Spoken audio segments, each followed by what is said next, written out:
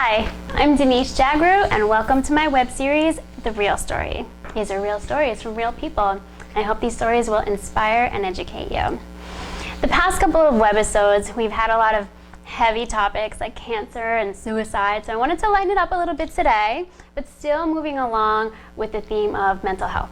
So today, I have Coach Jennie with us today. Welcome, Coach Jennie. Thank you. Thank you for being here. Thank you. Jennie, can you say your full name? Yes, my name is Jennie Mustafa-Julak. Everybody just calls me Coach Jennie because I just call her Coach Jennie. my last name is ridiculous. And I was calling you Mufasa. Yeah. It's not Mufasa. No. Although she's like a lion or lioness, so it's fitting. So Coach Jennie is a life coach. So I wanted to start off by having Jennie define what a life coach is, because there's lots of different therapies and coaches out there. So there's psychiatrists and psychologists, and last webisode I had my very good friend Marnie on the show, and she was a licensed professional counselor and therapist. So I just wanted to go over what the difference is and what it is that you do that sets you apart. Oh, absolutely. Thank you so much. I'm excited to be here. So one of the things that is very confusing is coaching and life coaching therapeutic? Is it not? Is it like a psychiatrist or a psychologist? When do you go see who? Well, first of all, I don't put it on the same pedestal as psychiatry or psychology, because it's not. It's not a healing methodology, right? Psychiatry and psychology are healing modalities. And the easiest way to kind of look at it is that a life coach isn't fixing anything. Right? We're not trying to fix something that's broken. We're not trying to heal something that hurts. We're simply trying to figure out what's next. And so a very simplistic way of putting that is to say that a therapist or a psychiatrist, psychologist might ask, you know, why do you think that is, or where do you think that came from? And a life coach is going to just say, and what are you going to do about it? And it's all very future focused and about the now. Okay, so you don't prescribe medication? We don't prescribe medication. We have a lot of coaching activities, and it comes out of the organizational psychology world a little more. And we have those kinds of methodologies. And sure, you know, there are some coaches that use CBT, like cognitive behavioral therapy techniques in their coaching practice. But again, it's not a therapeutic thing. It's completely different. So how does someone know when to come to you or when to seek like a psychiatrist or psychologist or a therapist help? That's a really tough question, right? Because it really depends on what you're grappling with and what you're trying to sort out. Often, I've worked with people who are doing both at the same time. You know, what a coach is really good for is once you've decided you're ready to make a decision, you're ready to make some action. It's all about action. That's when you come see a coach. When you want to do analysis, you don't see a coach. A coach isn't going to analyze. Sure, we're going to get the backstory, but as short as, especially in my coaching practice, as short as I can get through the backstory, I want to. Because you're not talking to me because you want to sort through and analyze what happened. You're talking to me because you want to charge ahead and figure out what happens next. Okay. So does that mean you get less tears in your office? No. You make a lot of people cry here. I do. In a good way. I do. I actually have this bizarre. I do. I have a very strange reputation for making people cry. I just got a gift the other day that said making clients cry since 2006, which is fantastic. But they're good cathartic cries. And those tears come from a place of realizing that whatever is going on right now is simply not good enough anymore. And when you realize that, there is a release. It's emotional, right? To kind of realize this is not good enough, but I don't know what's next. I don't know what I'm going to do from here. Is terrifying. And so the tears usually come up when you kind of face your own reality and decide, okay, I'm going to do something, even though I don't know how or where to start. So you guide them along that process. I do. And my skill as a coach isn't that I prescribe, here's how you do it, right? A consultant prescribes, here how you do things. Here's the step-by-step, the 7 processes or whatever the hell. That's not what I do. What I do is I ask really good questions. I'm the nosiest woman on earth. I ask really impactful questions that in a good way. In a good way, right? That make you really dig in. And that's why I call it a cathartic shove, because when you answer these questions aloud to me, it kind of wakes you up and you're like, oh my gosh, I can't believe I admitted that to myself. And so it comes up in a lot of different contexts. And it can be really intense, right? I mean, can. Jennie just asked me a couple questions just before we started this, and I was like, that's such a deep, intense question. But it just makes you reflect and look back and see kind of where you are in life and where you want to go and how far you've come. But it can be, really revealing. Absolutely, and in a good way. In a very good way, exactly. It's a very cathartic experience. But there's a lot of different kinds of coaches, and we talked about this earlier too. There's a lot of coaches that are, I'm trying to be polite, y'all, but they're a little more like cheerleaders, right? No matter what you do, if you fall on your face, or if you give up, or if you just sit in the dirt, they're like, "Yeah, you tried." Yeah, that's not me. I am the coach that's on the sideline saying, "Get your ass up and keep going." You know what I mean? And not because I want you to get there, but because you've told me you do, and I'm going to hold you to that. Right. It's you're pulling from your client's drive. Right. Exactly. And I'm not letting them give up on their ambitions. Is it like business-related goals, or it's kind of like runs the gamut? It's a really good question. I'm as the Audacity coach. I work with all sorts. Jennie is the Audacity. The Audacity coach. Yes, as the Audacity coach, the common thread for people is Audacity. However, a lot of people with Audacity have dreams of solopreneurship or at least a side hustle of some sort. I work with a lot of freelancers, a lot of other coaches, a lot of copywriters. I have copywriters everywhere. I love that. Designers, branding experts, authors, people who want to do big, juicy, ridiculous, audacious things in their life are attracted to working with me. Solopreneurs, I like that. Yeah, solopreneur. An entrepreneur, when you say that word, my head goes to techie things. You think of like Jobs or something. You know what I mean? You think of Steve Jobs, you think of these big tech kind of entrepreneurs. But a solopreneur is somebody like myself who, works with a cup of coffee on her kitchen counter, and is a one-woman or one-man shop. That's brilliant. How do people find you? Like, how do you reach out to people to let them know that you're here? Well, I do the traditional marketing stuff that everybody does. I speak, I do video shows, I do all those different things. But the best way for me to find a client is through referrals or from somebody who's hung out in the Audacity Lab for a long time. So it's really about the relationships that I build with the people I work with, my friends, my colleagues, and once you kind of get to know and you've experienced a cathartic shove, you're gonna know whether or not it's the right thing for somebody else. And we'll talk about the Audacity Lab in just a little bit, so stay tuned. What are some of the techniques that you use to help your clients? See, that's a really tough question, because one of the first techniques is questions, right? Like I said before, I am a question nerd.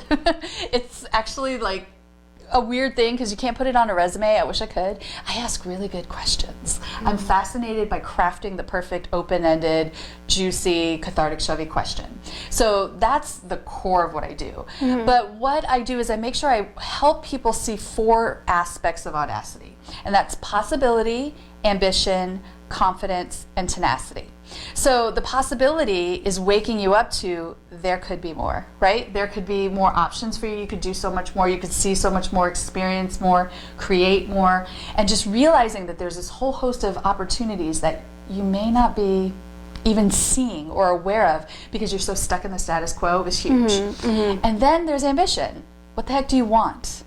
When we're like in kindergarten, ask a kindergartner what do they want? What do they want to be when they grow up, or what do they want for dinner? They have an answer, right? I'm not sure where it happens where you ask somebody, well, what do you want? And it becomes very difficult. Whether it's like, what do you want to be when you grow up, or what do you want for dinner, right?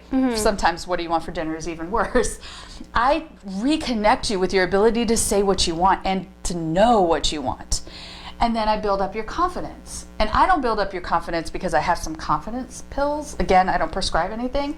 I build up your confidence through a lot of different techniques. I know we're going to talk a little bit about that too. And then finally, if we stop there, I've just made your life worse, right? Because now you can see more, you want more, you feel confident, but if you don't do the tenacity part, if you don't follow through, then your life is kind of worse, right? Because now you know there could be so much more for you.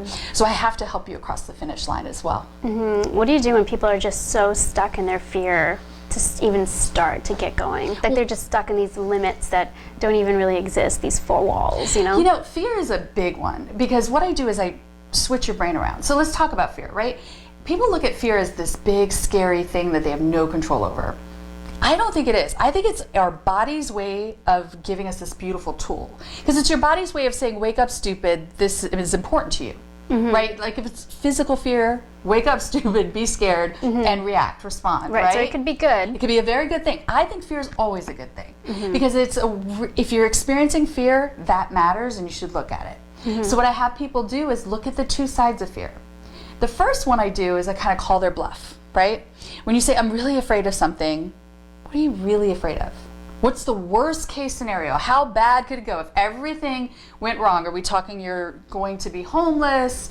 Are we talking that everybody you know is going to burn you at the stake? I mean, like, how bad is it? And usually the reality check is like, might it be embarrassing? You know, I mean, like the worst case scenario is I might not make money, or, you know, sometimes they're real, but when you really look at it, it does realize that I'm afraid of something, but I haven't really let myself to see that. And then I ask you the other side, which you never look at. Well, what if everything goes your way? What's the best case scenario? What's the best possible outcome? And now that you've seen both sides, without feeling fear, you just looked at it and kind of looked at it objectively. What are you going to do about it? So that makes all the difference. So when you feel fear and you're letting that consume you, it's because you're not dealing with it. So deal with it and figure out what you're going to do next. What about if someone's come to you where they've tried something and they've failed, and then they feel afraid to do something else, where like they've done the big risk-taking and bold moves and they said it didn't work and I'm just afraid to do the next thing? Like, how do you coach them through that? Well, it depends. I mean, certainly there's a lot of layers to that. But the first thing is to really look at and decide whether or not they failed, right? Because a lot of people feel like something is a failure, and maybe it's not. Maybe it's a failure on some piece of paper somewhere, or they're assuming it's being perceived as a failure, but it may not actually be a failure, right? It may actually have been the best lesson learned ever. We've all kind of had those, right? Your best stories at a dinner party when you're getting to know somebody is usually a time when you fell on your ass. Yeah. Right? Yeah. And it's because you've eventually got to the other side. But here's the interesting part.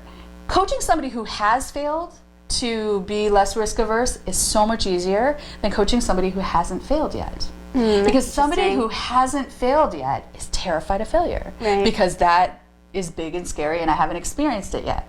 Somebody who has is ready to work on their resilience. Oh, that's brilliant. Yeah. And Jennie, Coach Jennie, has said something to me about failure in general, and sometimes like we beat ourselves up so much over thinking that we failed, and sometimes it's just that the situation failed us. Like we put as much heart and soul and sweat, blood and tears into something and it just didn't work. It doesn't mean that we didn't put our whole selves into it or didn't try.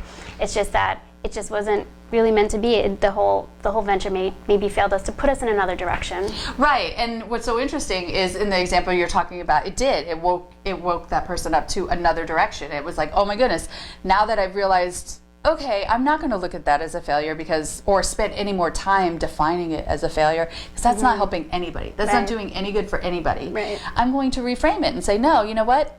It wasn't a failure, it was a lesson, it was an opportunity, and now by letting go of that story, I can write a new one. Reframing, I like that. It's reframing. So let's talk about the Audacity Lab. Tell me a little bit about that and how you're growing that. So lab sounds scientific, and I'm sitting next to a doctor, so that's weird, but it's not. Lab is an acronym, and it stands for League of Ambitious Badasses, of course. And the Audacity Lab is simply a Facebook group. It's a free Facebook community that I created about a year and a half ago, which is hard to imagine. And there's hundreds of people there who come from all over the planet, who come together because they feel that sense of audacity and they want to talk about it. They want to be among others. It's kind of like the misfit toys, you know, because audacious people are kind of the misfits of their world. You know, if you are super audacious and you want your life to be big and juicy and bold, often your friends and family think you're crazy, right? We've all experienced this, right? You want to be an entrepreneur, there's very few people, unless your parents are entrepreneurs, that get excited about that path. You know, they want you to follow the paths that they know. And so what it is this wonderful place of people who are following and charting their own territory, completely unseen, and figuring that out together, and having a community where you can talk to each other. It's also a place for you to kind of kick the tires of the Audacity coaches stuff, talking about myself in the third person, right? But it's the place to kick the tires of me, where I actually give cathartic shoves all the time. I ask questions that are, again, none of my business, and watch hundreds of people respond to them and start these amazing conversations. So it's a really fun place. We also do a lot of fun activities as well. We have like our Friday night happy hour question, where I ask something that is complete nonsense, like what's your favorite book ever, and stuff like that. It's a lot of fun. Well, it's nice because it's like a community. So if everyone's trying to achieve some goal, so there's support within the community. It's not just that everyone's trying to get your attention, and it's that everyone's like leaning on each other for support as well. Exactly. It's just a fabulous online safe space that you can be you and show up and meet people all over the world that are doing things that just are fascinating. It's so inspiring to be around that energy. So is it an open Facebook group, or do people have to like get permission to join? Well, it was open until the robot started finding me. So yes, you have to ask to get in, and once I verify that you're human and not some weird robot, I let you in. I introduce you and welcome you into the community, and right off the bat I ask you some questions to introduce yourself. So brilliant. Yeah. So big question, who is Hilda? Hilda. That's what I've been waiting for. Hilda is everybody's favorite. So let me explain who Hilda is. Hilda is the name, and apologies to anybody out there named Hilda, but is the name I have chosen to give to that irksome inner naysayer that resides in my brain. She's in everyone's brain. In everyone's brain. Everybody has one. You can name her whatever you want, or him. She's been named Stella and Gertrude and Olga. There's been some great names. I chose Hilda because at that moment it was the most ridiculous name I could think of, and it just sounded cool. So Hilda is the name of that voice that is constantly keeping you stuck. And that's her goal. Her goal in life is to keep you still so you never feel any discomfort. But unfortunately, her tactics kind of suck. Right? Because her tactics are saying, you're not worthy, you can't do this. I mean, who do you think you are, Dr. J, doing these videos? I mean, why on earth, who's going to watch that? All those voices, you've heard those, right? You know Hilda. Everybody knows her. We all know Hilda. Yeah. And this is not the most groundbreaking concept, right? You've probably heard of taming the gremlin or lizard brain. It's been called a lot of different things. But to me, those were all very serious. And I call her Hilda because it's so unserious. And as soon as you name all of the voices in your head something ridiculous like Hilda, the power of those messages starts to become ridiculous. And so Hilda is the most revolutionary tool I use in my coaching practice. All of my clients absolutely love her. Love, hate her, But they love this concept because it is so freeing. And all of your confidence can come from just quieting Hilda. Do we want to get rid of Hilda completely? Do we want her to go away? It's a really good question. No, we don't want to kill Hilda. We want to give her the finger, we want to shush her, but we don't want to kill her. Because imagine if you didn't have a voice in your head that was kind of checking in with you once in a while. It could be bad. You could be really cocky and probably have no friends at all, right? We all know that person, right? But Hilda is there to help keep us safe and help us really analyze and check in on stuff. But when she gets you overly second guessing, when she says stuff like, who do you think you are? Psst, must be nice. You could never have that. That's never going to happen to you. All those kinds of messages, you do want to reel her in. So she's really good. But sometimes you got to send her out for coffee. So how do we kick Hilda's butt? Well, the way you kick Hilda's butt is, number one, is raise your awareness to what messages she's saying versus you. Simply raising your awareness when you're in that mode, right? That crazy Rolodex mode of all those thoughts. And it's just going a mile a minute of why you suck and why you're never going to be great and why you could never try this. And as soon as you get excited about it, there she is swooping in. As soon as you realize that's not you, that's not truth, it changes everything. When you attribute it to Hilda, it can't be from your brain. And that seems weird because it's in your head, so it must be true, right?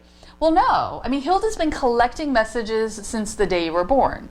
Anybody who's ever told you, don't do that, don't try that, that's too risky or anything, she's collected those messages to trot out every time you try to be audacious. And so the way you deal with her is to raise your awareness. And then the other way you deal with her is to start writing her letters. I actually have my clients write Dear Hilda letters sometimes, where you just say, listen, enough of this. These are not statements I'm going to listen to, and I'm going to replace them with these statements. So along with kind of visualizing her as this like ugly human, do you have people kind of, I always go with the image of like bigger or smaller. Do you ever coach your clients to make her like smaller, or like make her voice like lower or something like that, not as powerful? It depends on the client, and I really encourage everybody to do what works for them, because you're creating a fictional character that lives in your brain. I mean, it's really ridiculous, right? This is so not therapeutic. I'm actually encouraging multiple personalities. It's not good. But some of my clients have done that, where they actually want to make her smaller, kind of like that, devil on the shoulder thing that we all know, that very iconic image. And other people don't want to make her smaller, they want to make her uglier so that she seems sillier. Other people actually like tape her mouth shut. And that's brilliant. Like, there's a lot of different things that people do in their visualization.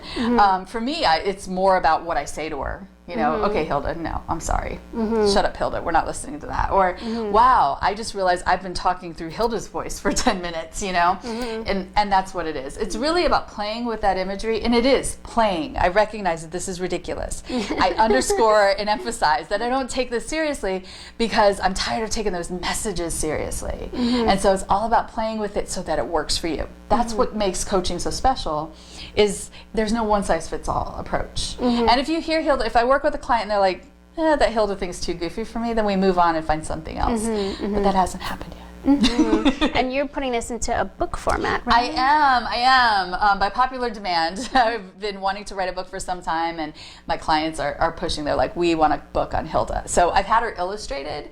She's kind of this fabulous mashup of my stepmonster, my stepmother, and that girl I hated in high school.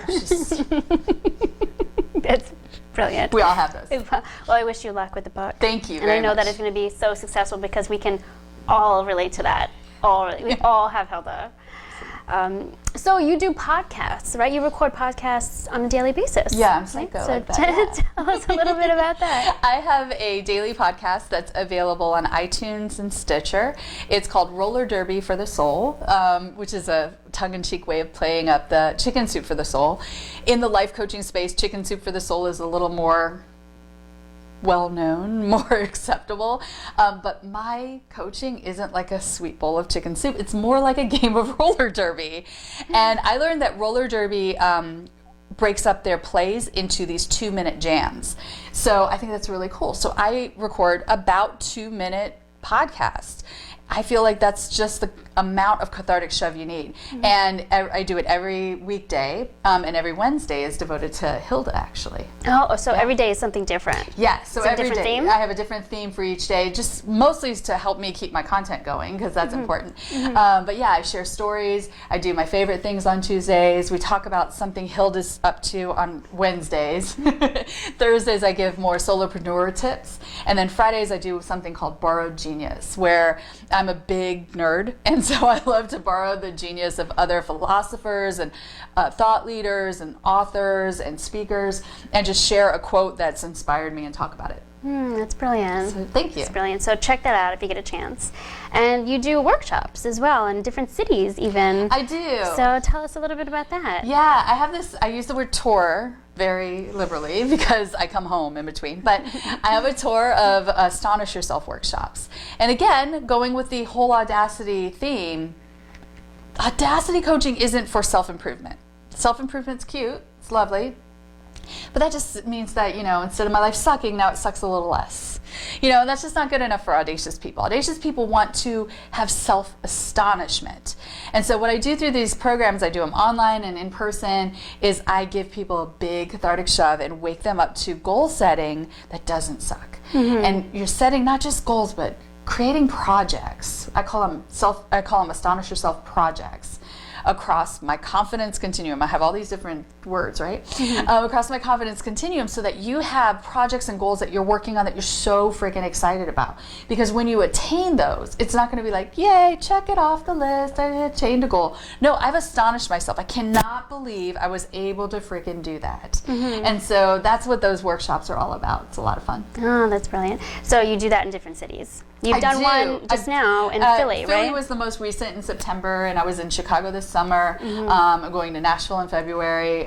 So yeah, I take it to different cities, and it's small group that way. And then in January, it's the online program. So annually in January, I do an online program that's community-based, so that I can, you know, incorporate the folks in the Philippines and Japan and everywhere else. Because you have a global community. I do. That's amazing. That's one of my favorite parts, aside of the time zones game. Aside of the time zones.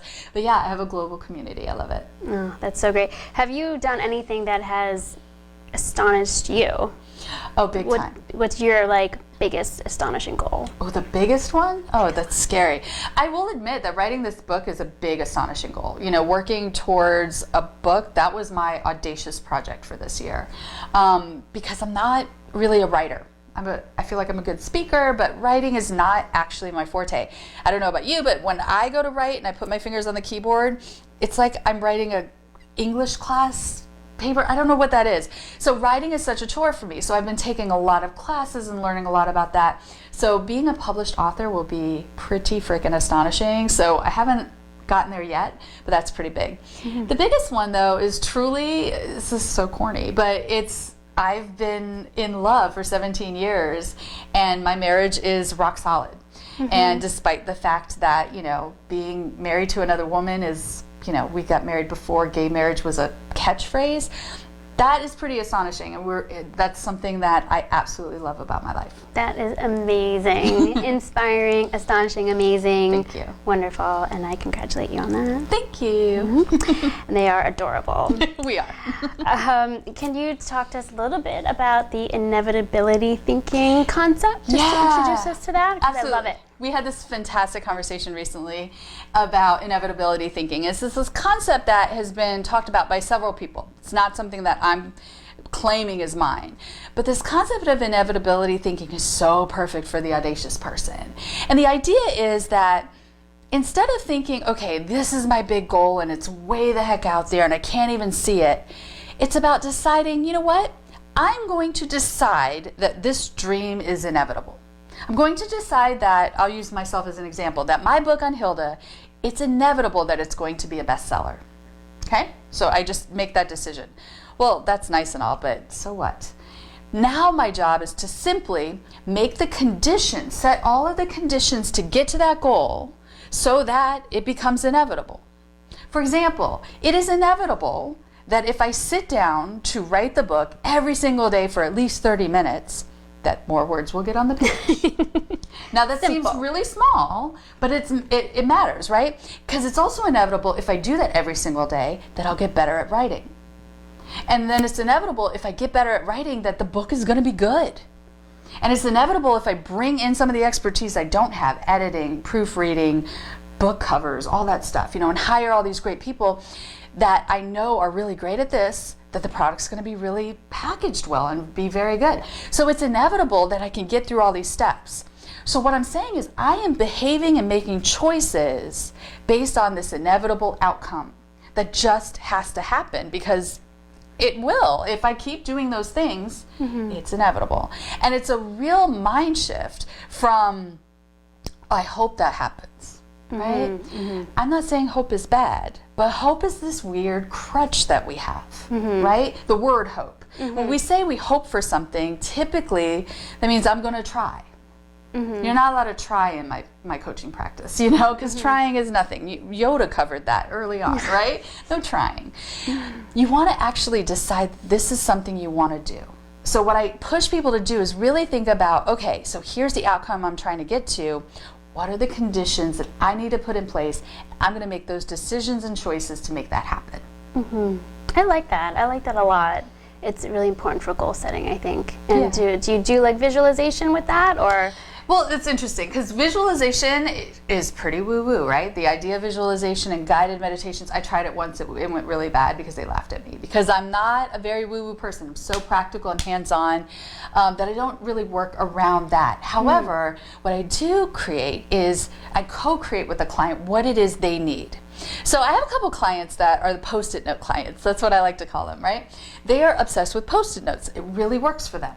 So we'll just decide, okay, you know, one of the things I find myself doing all the time is hedging, you know, saying like, I might try and maybe perhaps I might sort of kind of someday, you know. And we all know that. We all know that language, right? And we've all been guilty of using that language. If I catch somebody doing that enough, I'll point out that they're hedging. They're hedging their bets. They're preparing to fail. They're planning to fail. This is going to suck, so I might maybe tiptoe in it. And by taking a sticky note and putting it on the computer with a circle and a cross around it that says no hedging, it changes everything because now it's front of mind. So that tool works really well for a couple of my clients who love the physical act of writing up these Post-it notes and changing them out until they don't need them anymore. And other clients, they do different things. They do vision boards, or they do art, or they write, or whatever methodology of creativity really works for them. No, that's wonderful. Thanks. Well, Coach Jennie, thank you so much for all of this wonderful guidance and all this information about life coaching and all the techniques you use. I wish you so much luck on the book. Oh, I know thank how you. hard it is to write a book and be published, so I Congratulations. thank Yay! you. Pick up So yeah, it's fabulous. It's called Your Best Pregnancy, by the way. Yes, exactly. Nothing to do with what we're talking about today, but I can plug it anyway. Yes, as you should. But I wish you luck with that on that journey, and thank you so much for being here. Of course. And how can people find you? How can they reach definitely. you? So I invite you to check out my website. It's coachjennie.com, and that's Jennie with an IE. And you know, check out the site, see if you dig it. Check out the blog, read some of my crazy posts. But if you scroll down to the very bottom of any page, you'll see an invitation to the Audacity Lab. So if you'd like to connect with me personally, that's the best front door to my business, is if you're on Facebook, to join the Audacity Lab. Wonderful. And I'll be putting all that information on the screen for you. So, yes. And if you need to reach out to me, I'll be putting my information as well. And subscribe to my channel, because every week I have another webisode talking about different health topics with different experts in the field. So again, thank you so much, Jennie, for being here and sharing with us. Thank you. And tune in next week. Thanks for joining us. Bye.